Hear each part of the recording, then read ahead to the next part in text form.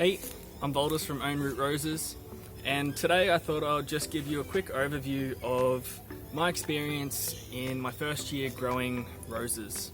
I would have purchased about 150 roses this year, and a portion of them were bare root roses, another portion of them were in about 20-litre pots, but a large number of those seemed like they were freshly put into those pots. Now, in this last year, I've tried two different experiments effectively. The first one can be categorized as testing different soils and conditions for where is a good spot to grow roses. And the second one is how can I propagate these roses. Now, with the soils, I tried bare root into amended soil. I tried bare root into pots. The ones that came in pots, I put them into straight into clay soil. I put them into clay soil mixed with coconut peat, so something to amend it effectively a little bit. Most of them were mulched after the fact as well. And I also tried bottomless pots. Now, I'll go through and show the clips of how things are going now. They're a bit lanky, we're coming to the end of our summer here. But other than the bare root ones put straight into a sunny location, they all effectively did about the same. So there's no big question or having to figure out how can I grow these roses. They're just like any other plant, really. So that's good to know. The second experiment was cutting related or propagation related. So from that, I tried air layering and cuttings. The air layering probably worked the best, but it's very time consuming. Now, for the cutting method, there was a few different types that I tried, and I'll go through those in a second. But effectively, I used either a box or a misting system for those ones. This is one of the rose beds.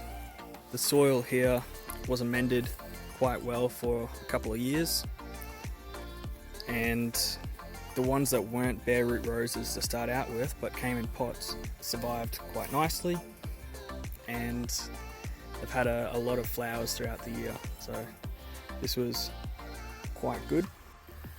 I've let this patch get quite overgrown, but these were roses put in bottomless pots just to see how that compares with putting nice soil on top of clay soil. Again, they did quite well. Here is a patch of roses that were put into clay soil but with a little bit of peat core or coconut fibre. Now, out of these ones, I think maybe 30. I've put in 3 rows here. Out of those 30, 1 died, but the rest are doing quite well. So clay soil hasn't been a problem here. And I'll show you one more patch where no amendment was made and the roses were just put straight into the clay soil. So this is the patch that was just put straight into clay soil, and they're all doing quite well. So roses are just like any other plant. In early spring, the first lot of roses that I tried to get to root from cuttings, I used just a clear plastic container and small pots, and then I put a little bit of cling wrap over the top to keep in the humidity with a little bit open to let the really hot air escape, and that seemed to work quite well. And so that was using this rooting hormone at the start. Problem with that was you're limited to really just a few pots at any instance, and we're now at the end of summer, and you can see that these are the ones that I got to root from cuttings using that method, and they're still alive. Now, I chose kind of a a weedy kind of variety. So most of these are just going to get thrown out, but it was just a test to see if that method worked. I tried this one a few different ways. There was a few fails when it was in direct sunlight, or I tried to pot up the cuttings too soon afterwards, and somewhere along the line I also switched to that powder form and things stopped working.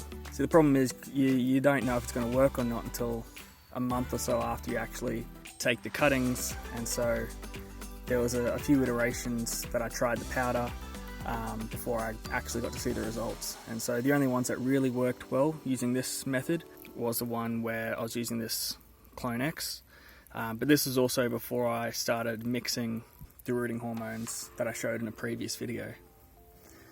After that, I moved to a misting system setup.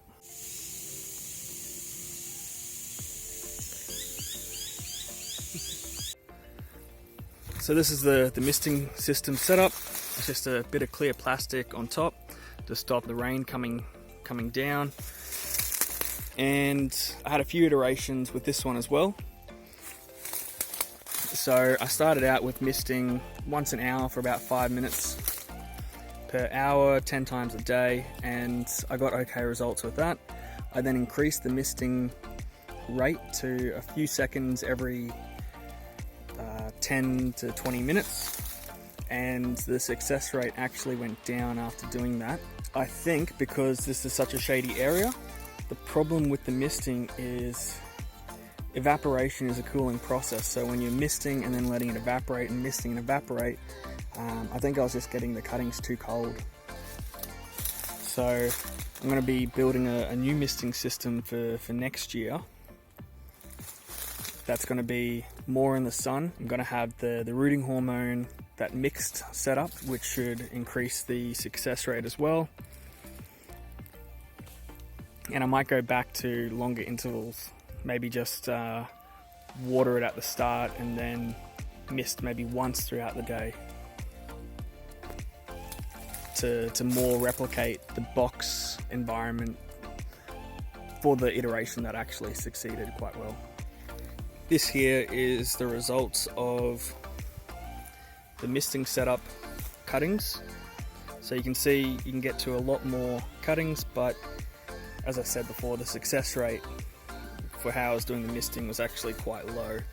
Even so, out of this first year of buying and getting cuttings of these good roses, I think I bought about 150 roses maybe, and while the roses were still quite small in the first year, I got to maybe about 75 successes, which is pretty good, seeing as you can only buy grafted roses, which might die after about a decade or 15 years, whereas these ones are going to be alive 50 to 100 years. So well worth getting successful cuttings. This is going to be next winter's misting system. Not quite finished yet, but the main structure is now up, and I just have to install the automated watering and put the plastic sheets over, and then something in the middle to have all the cuttings on.